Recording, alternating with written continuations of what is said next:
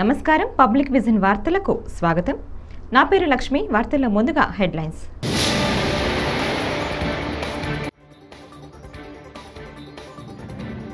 పద్దెనిమిదవ లోక్సభ తొలి సమావేశాలు తెలుగులో ప్రమాణం చేసిన కిషన్ రెడ్డి, రామ్మోహన్ నాయుడు.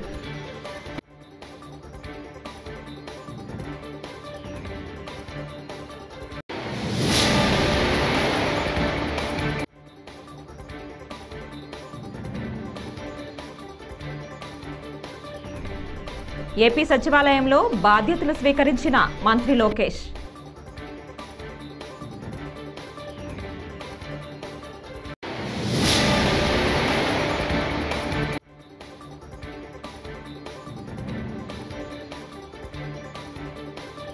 ప్రత్యేక విమానంలో విజయవాడకు టాలీవుడ్ నిర్మాతలు పవన్తో భేటీ.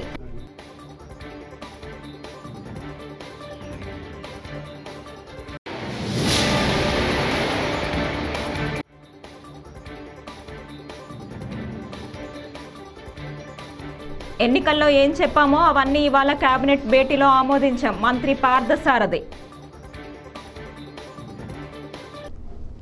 ఇక డీటెయిల్స్ చూస్తే 18వ లోక్సభ తొలి సమావేశాలు సోమవారం ఉదయం ప్రారంభమయ్యాయి. మొదటి 2 రోజులు కొత్తగా ఎన్నికైన ఎంపీలు ప్రమాణ స్వీకారం చేస్తారు. 26వ తేదీన స్పీకర్ ఎన్నిక నిర్వహిస్తారు. 27వ తేదీన పార్లమెంటు ఉభయ సభలను ఉద్దేశించి రాష్ట్రపతి ద్రౌపది ముర్ము ప్రసంగిస్తారు. ప్రొటెం స్పీకర్ భర్తృహరి మహతాబ్ ఎంపీలతో ప్రమాణ స్వీకారం చేయిస్తున్నారు. తొలుత వారణాసి ఎంపీగా ఎన్నికైన ప్రధానమంత్రి నరేంద్ర మోదీ ప్రమాణ స్వీకారం చేశారు.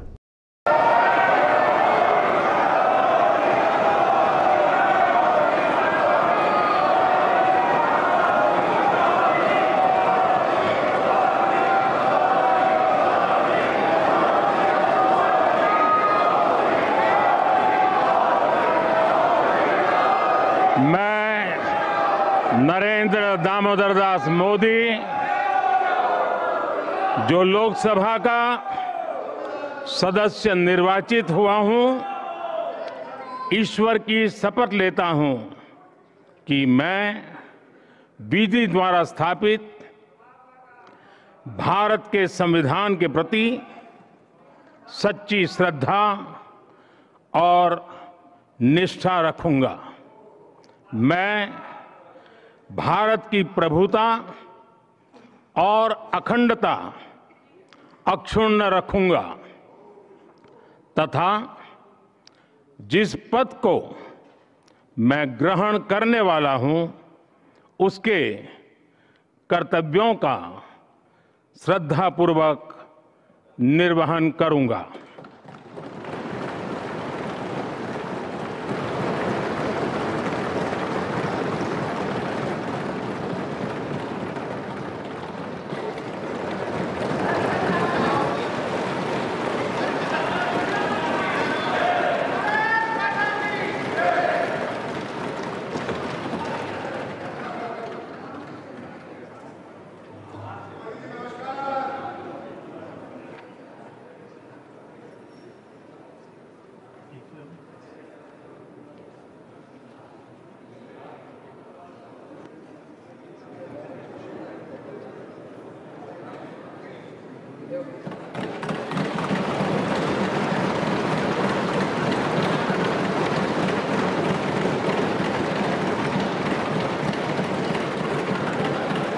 ఆంధ్రప్రదేశ్ డిప్యూటీ సీఎం పవన్ కళ్యాణ్ను టాలీవుడ్ అగ్ర నిర్మాతలు కలిశారు. ప్రత్యేక విమానంలో గన్నవరం చేరుకున్న నిర్మాతల బృందం విజయవాడలోని క్యాంప్ ఆఫీసులో పవన్ కళ్యాణ్తో భేటీ అయ్యారు. దీనికి సంబంధించిన ఫోటోలు నెట్టింట వైరల్ అవుతున్నాయి. తాను ఎంతగానో ప్రేమించే తెలుగు చిత్ర పరిశ్రమ పెద్దల్ని పవన్ ఆత్మీయంగా తన ఛాంబర్లోకి ఆహ్వానించారు. తదుపరి నిర్మాతల బృందం పవన్కు శుభాకాంక్షలు తెలిపారు.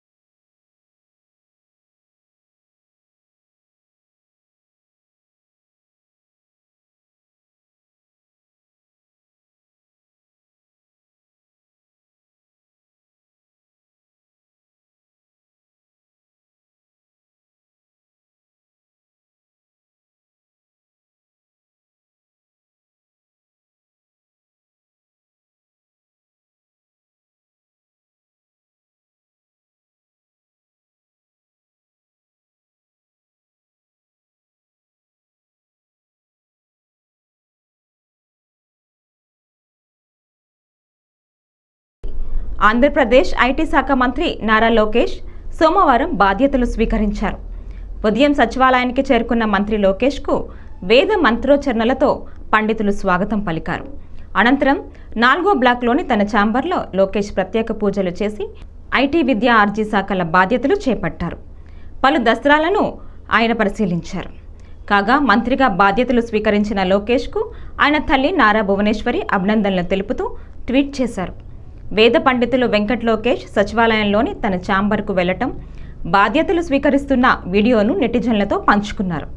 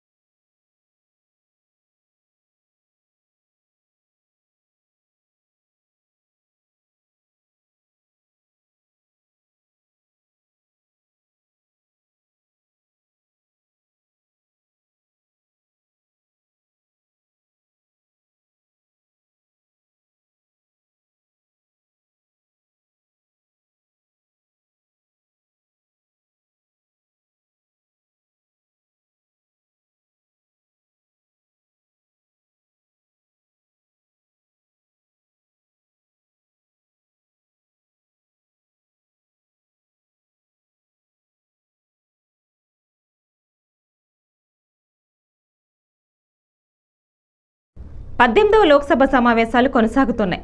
సభ్యులతో ప్రొటెం స్పీకర్ భర్తృహరి మహతాబ్ ప్రమాణం స్వీకారం చేస్తున్నారు. తొలుత ప్రధాని మోదీ వారణాసి ఎంపీగా ప్రమాణం చేశారు. అనంతరం కేంద్ర మంత్రులు, ఇతర సభ్యులు ప్రమాణం చేస్తున్నారు. ఈ క్రమంలో కేంద్ర మంత్రులు కిషన్ రెడ్డి, రామ్మోహన్ నాయుడు తెలుగులో ప్రమాణ స్వీకారం చేశారు. తొలి రోజు 280 మంది ఎంపీలు ప్రమాణం చేయనున్నారు. మిగిలిన వారు మంగళవారం ప్రమాణ స్వీకారం చేస్తారు. అనంతరం స్పీకర్ ఎన్నికకు నామినేషన్ కార్యక్రమం మొదలవుతోంది.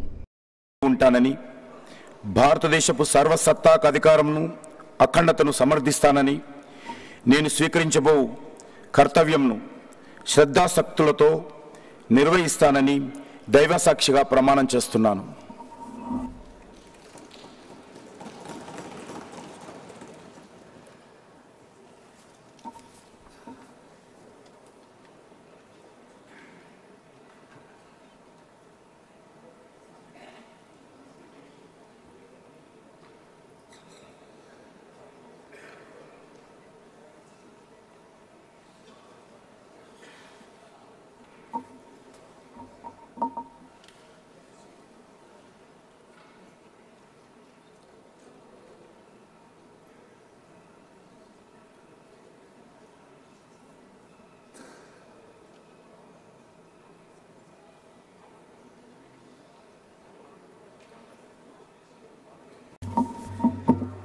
కింజరాపు రామ్మోహన్ నాయుడు అనే నేను లోక్సభ సభ్యుడిగా ఎన్నికైనందున శాసనం ద్వారా నిర్మితమైన భారత రాజ్యాంగం పట్ల నిజమైన విశ్వాసం, విధేయత చూపుతానని, భారతదేశ సార్వభౌమత్వాన్ని, సమగ్రతను కాపాడుతానని, నా బాధ్యతలను శ్రద్ధాశక్తులతో మరియు అంతఃకరణ శుద్ధితో నిర్వహిస్తానని దైవ సాక్షిగా ప్రమాణం చేస్తున్నాను.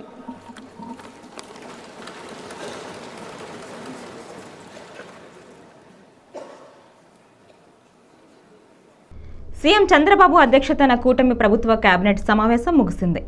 అనంతరం మంత్రి కొలుసు పార్థసారథి మీడియా సమావేశం నిర్వహించి కేబినెట్ భేటీ అంశాలను వివరించారు. చంద్రబాబు, పవన్ కళ్యాణ్ బీజేపీ ఎన్నికల వేళ ఏం చెప్పారో అవన్నీ ఇవాళ కేబినెట్ సమావేశంలో ఆమోదించామని చెప్పారు. అధికారంలోకి రాగానే మెగా డిఎస్సి వేస్తామని చెప్పారని, అందుకు అనుగుణంగా 16,347 ఉపాధ్యాయ పోస్టుల నియామకానికి కేబినెట్ ఆమోదం తెలిపింది. దురదృష్టం కొద్దే ప్రతి 6 నెలలకు ఒకసారి జరగాల్సిన టెట్ను గత ప్రభుత్వం నిర్వహించలేదని, వేలాది మంది నిరుద్యోగులు నష్టపోయే విధంగా వ్యవహరించిందని ఆరోపించారు. చంద్రబాబు నాయుడు గారు, పవన్ కళ్యాణ్ గారు, బీజేపీ కూటమి ప్రభుత్వం రాగానే మెగా డిఎస్సిని అనౌన్స్ చేస్తామని చెప్పేసి చెప్పారో దానికి అనుగుణంగా 16,347 ఉపాధ్యాయుల పోస్టుల నియామకానికి ఈరోజు కేబినెట్ ఆమోదం తెలియజేసిందని చెప్పేసి మీ అందరికీ మనవి చేస్తామని నేను. అంటే ఎస్జిటీలు, పీఈటీలు డిఫరెంట్గా ఉన్నాయి. అంతేకాకుండా అన్ని స్కూల్స్కి సంబంధించి ట్రైబల్ వెల్ఫేర్ కానివ్వండి, లేకపోతే గవర్నమెంట్ స్కూల్స్ కానివ్వండి, అన్నిటికీ సంబంధించి ఈ 16,347 పోస్టులు అని చెప్పేసి మీకు మనవి చేస్తా ఉన్నాను. ఇక్కడ దురదృష్టం ఏంటంటే గత ప్రభుత్వం అందరికీ తెలిసిందే, డిఎస్సికి క్వాలిఫికేషన్ ఏంటంటే టెట్ మార్కులు ఉండాలి. ఈ ప్రతి 6 నెలలకి ఒకసారి జరగాల్సిన టెట్ ఎగ్జామ్ని నిర్వహించుకోకుండా వేలాది మంది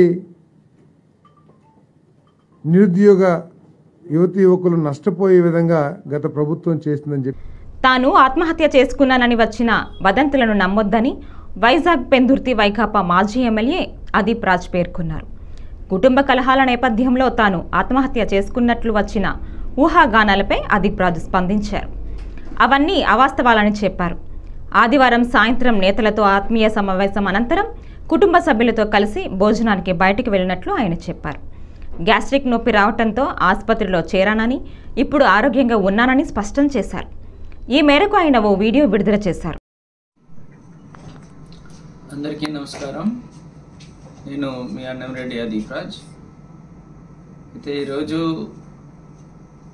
ఎంత స్పీడ్గా పుకార్లు వాళ్ళంతా కూడా హల్చల్ చేస్తున్నాయో మనందరం కూడా చూస్తున్నాం. నిన్న సాయంత్రం 4 గంటల నుంచి 6 గంటల వరకు కూడా పెందుర్తి నియోజకవర్గ పరిధిలో ఉన్నటువంటి వైఎస్ఆర్ కాంగ్రెస్ పార్టీ ఆత్మీయ సమావేశం ఏర్పాటు చేసుకొని కార్యకర్తలందరితో కూడా బ్రహ్మాండంగా కార్యక్రమం చూసుకొని తదనంతరం కుటుంబంతో కలిసి సరదాగా బయటికి డిన్నర్ కూడా వెళ్ళి రావడం జరిగింది. అయితే కొంచెం అనీజీగా అనిపించి, గ్యాస్ట్రిక్కా లేదంటే ఫుడ్ పాయిజన్ అయిందా అనుకుంటే తెలియదు కానీ చిన్న అనీజీగా అనిపించి తెల్లవారుజామున సుమారుగా 2:30-3 గంటలకు నేను హాస్పిటల్కి వెళ్ళడం, అప్పుడు 6 గంటలకల్లా నేను డిశ్చార్జ్ అయిపోయి బయటికి రావడం కూడా జరిగింది. ఏమీ లేనటువంటి విషయాన్ని ఇవాళ ఏదేదో జరిగిపోయినటువంటి విధంగా దాన్ని ఎంతో పెద్ద విషయంగా ఇవాళ మీడియాలో కానీ సోషల్ మీడియాలో కానీ ప్రచారం చేస్తున్నారు. ఇవన్నీ కూడా అవాస్తవం. నేను క్షేమంగా హ్యాపీగా ఇవాళ మా ఇంటికి వచ్చి ఆల్రెడీ రిలాక్స్డ్గా నేను ఉన్నాను. మా కుటుంబ సభ్యులందరితో కూడా బాబుని ఇప్పుడే సిల్వర్ ఓక్ స్కూల్లో కూడా బాబుని కూడా జాయిన్ చేయడం, ఇవాళే జాయిన్ చేయడం కూడా జరిగింది. అంతా హ్యాపీగా ఉంది. ఎవరు ఎటువంటి సందేహాలు, ఇటువంటి వార్తలు వీటిని కూడా నమ్మకూడదని చెప్పి మరీ కోరుకుంటూ ప్రజలందరి దీవెనలు ఆశీస్సులతో మరింతగా పార్టీని బలోపేతం చేయడానికి మళ్ళీ ఏదైతే మనం అనుకున్న స్కెడ్యూల్ ప్రకారం కార్యక్రమాలన్నీ కూడా సవ్యంగానే జరుగుతాయి. రేపు ఎల్లుండి నుంచి మళ్ళీ అందరికీ కూడా అందుబాటులో కూడా ఉంటాను. ఇటువంటి తప్పుడు వార్తలు కావాలని ఏదో రకంగా మమ్మల్ని ఇంకా ఇప్పుడు ఓడిపోయినటువంటి బాధలో ఉన్నాం కాబట్టి దొరికిన ప్రతి విషయాన్ని కూడా ఏదో రకంగా దానికి 10 యాడ్ చేసి మమ్మల్ని తక్కువ చేయాలని చూసేటువంటి వాటికైతే భయపడేది లేదు. ఖచ్చితంగా మరింత ధైర్యంగా ప్రజల్లోకి వెళ్తాం. Thank you. కేంద్రం, ప్రపంచ బ్యాంకు నుంచి వచ్చిన నిధులను వైకాపా ప్రభుత్వం దారి మళ్లించడంతో గుంటూరు నగరంలో అభివృద్ధి పనులు ఎక్కడికక్కడ నిలిచిపోయాయని కేంద్ర మంత్రి పెమ్మసాని చంద్రశేఖర్ అన్నారు. గుంటూరు నగరపాలక సంస్థ పరిధిలో నిలిచిపోయిన అభివృద్ధి పనులపై మున్సిపల్ కమిషనర్, అధికారులు, ఎమ్మెల్యేలు నసీర్ అహ్మద్, గల్లా మాధవి, బూర్ల రామాంజనేయులతో పెమ్మసాని సమీక్ష నిర్వహించారు. నగరంలో తాగునీరు సరఫరా, అండర్ డ్రైనేజ్, రహదారులు, ఇతర పనులకు కేటాయించిన 100 కోట్లు గత ప్రభుత్వం దారి మళ్లించి ఖజానాను ఖాళీ చేసిందని ఆరోపించారు. Clean drinking water, under ground drainage systems, అదేవిధంగా గుంతలు పడ్డ రోడ్లు, ఇవి కాకుండా అడిషనల్ ప్రాజెక్ట్స్, పార్కులు కానీ లేకపోతే వెజిటబుల్ కాంప్లెక్సెస్ కానీ ఫ్రూట్ కాంప్లెక్సెస్ కానీ ఇలా 4 కాంపోనెంట్స్గా ఓవరాల్ మేజర్ ఇష్యూస్ ఉన్నాయి. ఇవన్నీ 1 by 1 తీసుకొని వాటర్ కానీ అండర్ గ్రౌండ్ కానీ వీటన్నిటికీ సెంట్రల్ గవర్నమెంట్ ఫండ్స్ కొన్ని వచ్చినాయి, వరల్డ్ బ్యాంక్ ఫండ్స్ కానీ వాళ్ళు ఇవ్వాల్సిన డబ్బులన్నీ వాళ్ళు ఇచ్చారు. స్టేట్ గవర్నమెంట్లో లాస్ట్ 5 years ఆ ఫండ్స్ డైవర్ట్ అవ్వటం వల్ల, ల్యాక్ ఆఫ్ ఫండ్స్ వల్ల, అదేవిధంగా కాంట్రాక్టర్లకి ఉన్న గవర్నమెంట్ మీద నమ్మకం లేకపోవటం వల్ల చాలా టెండర్లు ఇన్కంప్లీట్గా అయిపోయినాయి. సో వీటన్నిటినీ రివ్యూ చేసి ఎక్కడెక్కడ ఆగిపోయినాయి, ఏ కార్పొరేషన్లో చూసుకున్నా ఎక్కడ చూసుకున్నా కూడా స్టేట్ గవర్నమెంట్లో కానీ అన్ని డబ్బులన్నీ ఎంటీ చేసేసారు. చాలా డ్రా చేశారు లాస్ట్ మినిట్లో కూడా. ఈ ఫండ్స్ లేనప్పుడు ఇవి 2-3 సంవత్సరాలు 4 సంవత్సరాలు కొన్ని ప్రాజెక్టులు, ఇప్పుడు క్లీన్ డ్రింకింగ్ వాటర్ కానీ అండర్ గ్రౌండ్ డ్రైనేజ్ కానీ ఇవి 3-4 సంవత్సరాలు ఆగలేవు. ఆగలేనప్పుడు ఏ విధంగా ఆల్టర్నేట్ సోర్సెస్ ఆఫ్ ఫండింగ్ మనం తెచ్చుకోవాలి, వాటికి ఉన్న మెకానిజమ్స్ ఏంటి, బ్రెయిన్ స్టార్మింగ్ చేసుకున్నాం, కొన్ని ఐడియాస్ జనరేట్ చేసాం. కమిషనర్ గారు వాటన్నిటి మీద వర్క్ చేసి ఈ ప్రాజెక్టులకి కొత్త డిపిఆర్లు తయారు చేయటం, లేదంటే ఆల్టర్నేట్ డిపిఆర్లు తయారు చేయటం, అవన్నీ వారు చేస్తారు. అవి కూడా మంత్రిగా బాధ్యతలు చేపట్టిన రాష్ట్ర సచివాలయానికి కుటుంబ సమేతంగా వచ్చిన ఆయనకు వేద పండితులు పూర్ణకుంభంతో అధికారులు పుష్పగుచ్చాలతో అందిస్తూ ఘనస్వాగతం పలికారు. ప్రకాశం జిల్లా దర్శిలో 18.51 కోట్ల అంచనా వ్యయంతో డ్రైవింగ్ శిక్షణ మరియు రీసెర్చ్ సంస్థను ఏర్పాటు చేసే ఫైలుపై మంత్రి తొలి సంతకం చేశారు. మంత్రి మాట్లాడుతూ ఎన్నికల మేనిఫెస్టోలో ఇచ్చిన హామీ మేరకు రాష్ట్రంలోని మహిళలందరికీ ఆర్టీసీ బస్సుల్లో ఉచిత రవాణా సౌకర్యాన్ని త్వరలోనే కల్పించనున్నట్లు ఆయన తెలిపారు.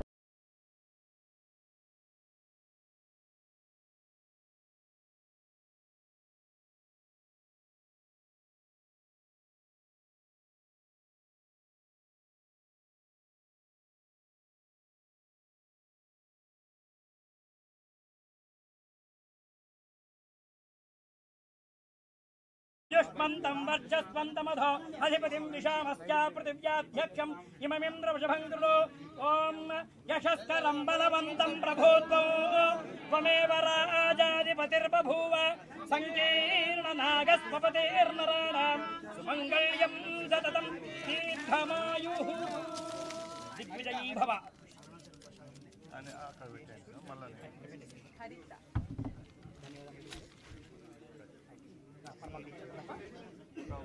చెప్తాను మళ్ళీ బయట 1 minute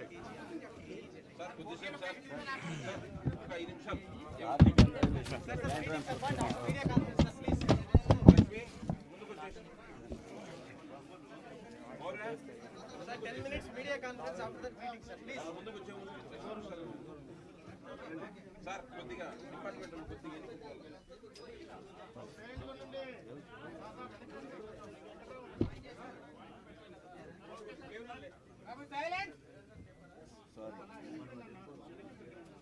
స్టార్ట్ చేస్తాను. ఇప్పుడు ఒక 1 minute చెప్తాం, మళ్ళీ బయట చెప్పేస్తాను. ఊరికే 1 నిమిషంలో మాట్లాడతాను. ఇప్పుడే అతిసార వ్యాధి పట్ల వైద్య ఆర్డబ్ల్యూఎస్ శాఖలతో పాటు ఇతర శాఖల సిబ్బంది అప్రమత్తంగా ఉండాలని ఎంపీడీఓ జనార్దన్ ఆదేశించారు. సోమవారం పెద్దగడబూరులోని మండల పరిషత్ కార్యాలయంలో అతిసార వ్యాధి నివారణపై అవగాహన సదస్సు నిర్వహించారు. ఈ సందర్భంగా ఎంపీడీఓ జనార్దన్ మాట్లాడుతూ ప్రజలకు రక్షిత మంచినీటి సరఫరా చేయాలని, పరిసరాలను పరిశుభ్రంగా ఉంచుకోవాలని సూచించారు. వైద్య సిబ్బంది ప్రత్యేక దృష్టి పెట్టాలని ఆదేశించారు.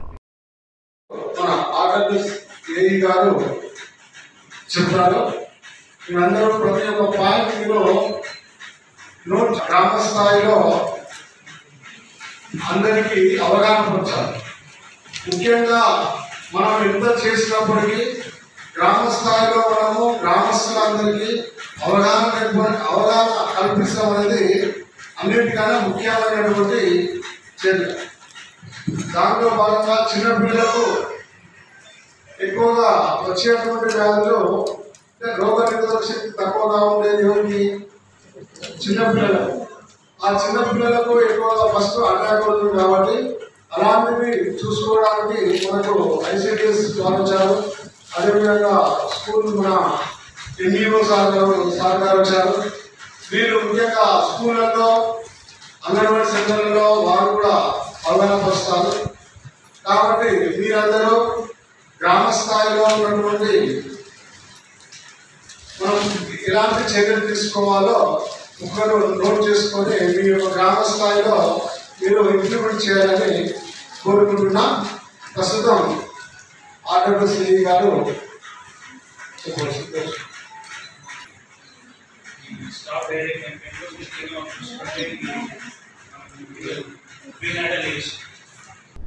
అమృతలూరు మండల పరిధి కూచిపూడి గ్రామంలోని ఇరిగేషన్ కార్యాలయంలో నియోజకవర్గ పరిధిలోని డ్రైనేజీ నీటిపారుదల శాఖ అధికారులతో ఎమ్మెల్యే నక్క ఆనందబాబు సోమవారం సమీక్షా సమావేశం నిర్వహించారు. రాబోయే 10 రోజుల్లో వ్యవసాయ పనులు రైతులు మొదలు పెట్టబోతున్నారు. కాలువల్లో పేరుకుపోయిన తూటికాడ గుర్రపు డెక్కని పూర్తిగా తొలగించి చివరి భూముల వరకు రైతులకు ఇబ్బంది లేకుండా నీటిని అందించాలని కోరారు. ప్రధానంగా మన నియోజకవర్గం వేమూరు నియోజకవర్గం పూర్తిగా వ్యవసాయ ఆధార ప్రాంతం. డెల్టా వెస్టర్న్ డెల్టాలో ఒక ప్రాముఖ్యత కలిగినటువంటి ప్రాంతం వేమూరు నియోజకవర్గం. నియోజకవర్గం అంతా కూడా డెల్టా పరిధిలోనే ఉంటుంది.